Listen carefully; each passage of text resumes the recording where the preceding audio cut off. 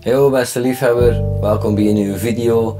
Hopelijk alles goed met je. We hebben een nieuwe reeks vandaag, Achter de Scherm. Een reeks waarbij dat we het duiken nemen in het archief van mijn nummers en enkele van mijn tracks onder de loep nemen.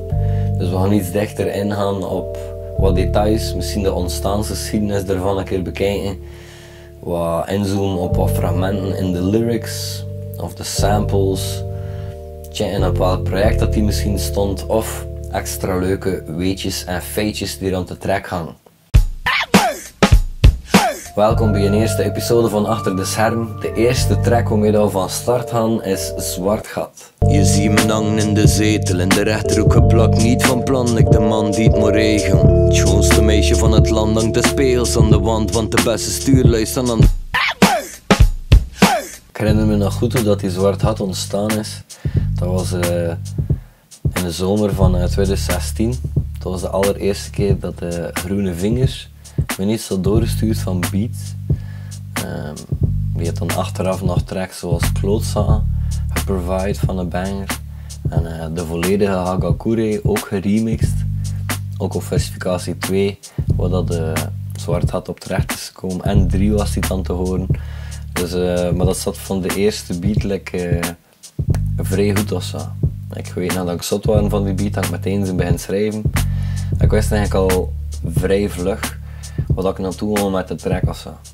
Er zat al een soort kiem in die beat die me het gevoel gaf van opgezogen te worden in een zwart gat. En Groen had dat dan geperfectioneerd. Dat gevoel er nog wat te spelen met de melodies en zo. Hij heeft me dat s'avonds doorgestuurd en ik heb dat 's nachts opgenomen, teruggestuurd. En er is daar van mijn kant niks meer aan veranderd. Dat is vaak zo, dat ik iets schrijf, dat ik het meteen opneem. Of dat ruwe, pure contact en dat gevoel ik daarin te behouden. Dus ja, de versie die je nu kunt horen is ook gewoon van die nacht gebeurd. Grappig, ik moest die dag, dus ja, 's nachts, dat was denk ik 24 augustus. Ik moest dan overdag, de 24 augustus, naar Trad voor een mixsessie. Voor het album van de Grafvrouwers, voor de liefhebber. Ik herinner me dat ik dan daar al die track had laten horen ook. En dat er eigenlijk ook wel fan was ervan. Dus big up homie. En er zijn enkele leuke weetjes misschien in de track en de lyrics. Dat misschien nog niet voor iedereen opgevallen zijn. Wie is het meisje? Het schoonste meisje van het land hangt de speels aan de wand. Want de beste stuurlui staan aan de kant. Het is een hint naar de clue van het nummer. En soms weet je al onderbewust waar dat iets naartoe gaat. En als je dat dan toestaat voor te laten gebeuren, dan komt dat op zijn pootjes terecht. En mijn sleutels zijn perdu, verdwenen in een opgekrulde zevendimensionale kabeljauwruimte, waar de alle updeling wordt er niet gedaan tot één begrenzing die bestaat omdat dat synchroniseert, maar zwart. Ja, Calabi en jou zijn twee wetenschappers die aan de hand van de supersnaartheorie en de kwantumfysica een nieuw model aan getheoretiseerd die een extra-dimensionele ruimte toevoegt in het superstringmodel, al waardoor dat die zou kloppen. Dat lijkt heel hard op de Laya-centers uit de esoterische leer, die in essentie eigenlijk een zwart gat zijn, maar daar komen we later nog op terug.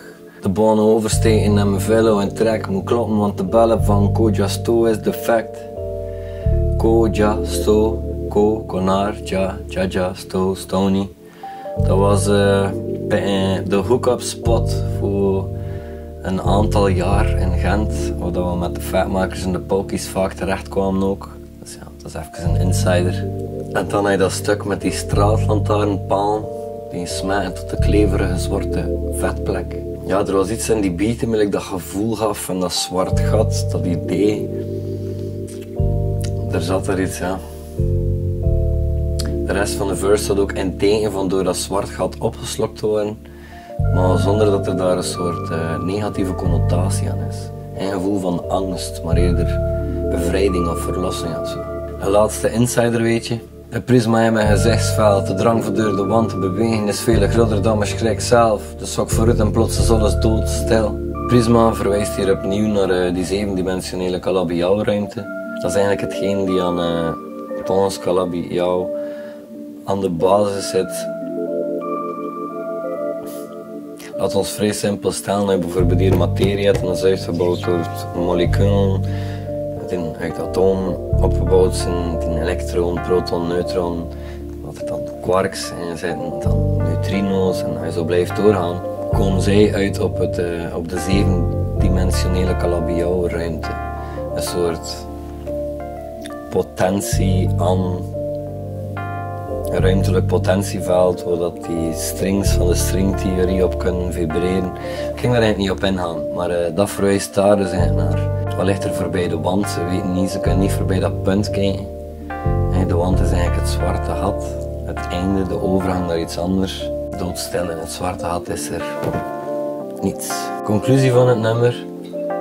Het nummer werd voor het eerst geshared als een ode aan de dronkenschap. Ik had er zo niet bij stilgestaan, maar daar had het nummer eigenlijk niet over. Pas achteraf werd dat dus voor mij duidelijk dat het er wel in zat. Maar die dronken staat is eigenlijk vergelijkbaar met een soort dromerige staat. Dus daarom zat dat element er blijkbaar in. Ze wandelde de kamer, de zetel slokt me op. Poppenfok, Oblomov, me belager. Ik zet me recht in een ruk. Maar dat gebeurt dus niet echt. Op het moment dat ik eigenlijk opgeslokt, opgefokt, ook zo weg zat in mijn zetel, is ik eigenlijk in een droom wegleiden. En dat rechtstaan, dat gebeurt eigenlijk alleen in de droom. De rest van het nummer is eigenlijk gewoon een droom. Dat verklaart ook de anachronistische tijdselementen die er 2 keer in zitten en ook het laatste, het einde, waardoor alles wat vloeibaar vervormd wordt. Het mooiste meisje van het land duikt daar terug op en wat dat het einde eigenlijk echt betekent, dat laat ik aan de verbeelding over. Groene heeft de beat zelf ingespeeld. Dat is een Rhodes die je momenteel hoort. Dus je kunt zeggen dat dat de main sound is. Maar die beat is zo variërend dat dat constant verandert ook. Dus als we iets verder gaan, dan komt die sound er dus bij.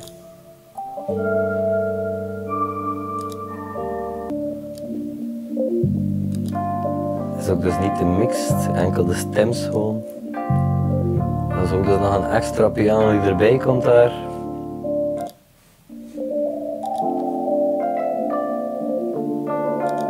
Van die piano, dat is like die hoophevende of zo. Dat verandert heel die mood van, het is een vrij sterke beat van Groene. Er zit ook een crash in, op momenten.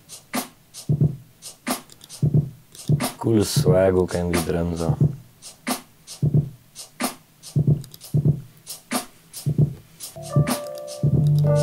Dus ja, veel meer kan ik niet zeggen over de beat. Alle props naar Groene.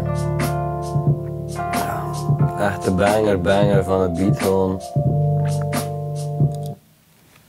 Wat ik wel nog kan toevoegen dan is, de track is meteen online gekomen 1 september of zo. De dag dat ik naar Afrika ben vertrokken op reis. En het had eigenlijk een jaar nog geduurd of zo, voordat er vocals zijn opgekomen van Sarah Monen. Van een Die zwarte te gat. horen zijn in de oorspronkelijke track.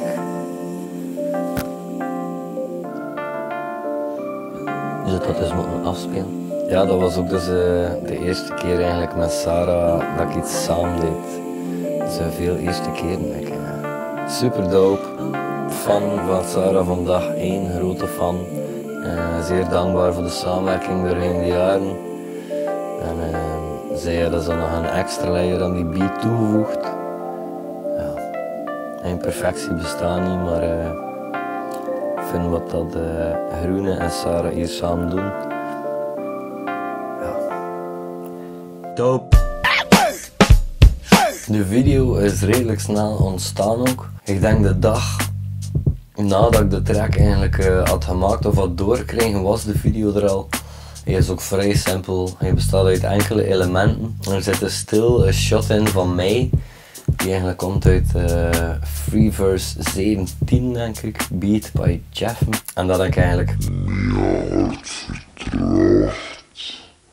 en gewoon als centrale element in de clip gebruikt. En dan kan de hand van zo'n Mandelbrot generator, daarmee kun je zo fractale Mandelbrots genereren. zo'n fractaal gegenereerd en dat gerenderd en dat als layer eronder gestoken. Om het geheel dan eigenlijk voor zo bij in dat zuigende effecten en dan om het geheel af te werken zit er eigenlijk beeldmateriaal in van een cartoon. A is for Atom uit 1953. Ik heb dat niet in geknipt, ik heb dat gewoon gestart op een bepaald punt en laten lopen over de videoclip. Omdat ik vond dat het eindpunt waar ik nu gekozen heb, waar de clip eindigt, vond ik vrij synchroon lopen. Met het gevoel vooral, dat bij mij ontstond op het laatste van het nummer, dat einde, dat zwarte gat. En dat vond ik wel cool, daar is er niet veel meer over te zeggen. Ah, toch wel. Er is altijd wel iets groen aanwezig in de videoclip, qua kleur of zo. Dat was zo like een klein extraatje nog met die groene vingers beat. Nog wat extra's. Zwart Gat is ook de eerste keer dat ik een persoonlijke collaboratie aangaan met Jerboa op vlak van mastering. 2 dagen nadat de track was geschreven was die al gepasseerd bij Traat voor ik de mix te checken. En dan aan de hand van de tips van hem heb ik mijn mix nog wat aangepast. En dan de dag erna hadden wij toevallig een mastersessie geboekt bij Jerboa voor het Grafraver album voor de liefhebber. En we hebben dat van de eerste keer meegenomen, die track. Veel eerstes. Eerste collaboratie met Groene, eerste collaboratie met Jerboa en ook eigenlijk de eerste collaboratie met Sarah Monen. Zij had al iets gezongen voor mij op Het Meisje met de Zwavelstokjes. Dat is de eerste keer dat wij iets hebben samen gedaan, maar dat is pas later aan het publiek bekendgemaakt. Misschien nog een leuk extraatje. Ik heb die track kunnen laten horen in La Fabrique in Frankrijk aan Al Schmidt. Die heeft dat beoordeeld, de mixen en checken en doen. Rest in peace naar Al Schmidt. Ja, dat was toch ook een legendarisch momentje even of zo. En dat was met die track en daarom dacht ik, dan stop ik er hier nog in op het laatste. Yo gasten, heb je er genoten van de video? Vind je dit een leuk soort concept? Vind je dat ze korter moeten ze nog uitgediepter? Is dit een ideale balans? Wil je andere tracks? Wil je dat ik volledige albums doe? Hit me, laat het me weten in de comments. Merci alvast voor jullie support. We zijn één Hassan nog steeds. Het is like dat alles weg hebt en de straatlantaarnpaan smetten tot de kleverige zwarte vetplek. Daar waar je liggen worden mini supernovas en de auto's neffen stik ziek in de verte. Beperkt door het tijdelijke ooglap, de sterkte van het licht neemt gerecht af en verdwijnt uit mijn oogkas. Alles wordt opgeslorpt, het is like dat mijn leven hem gewillig in de donkere materie van het tunnel stort.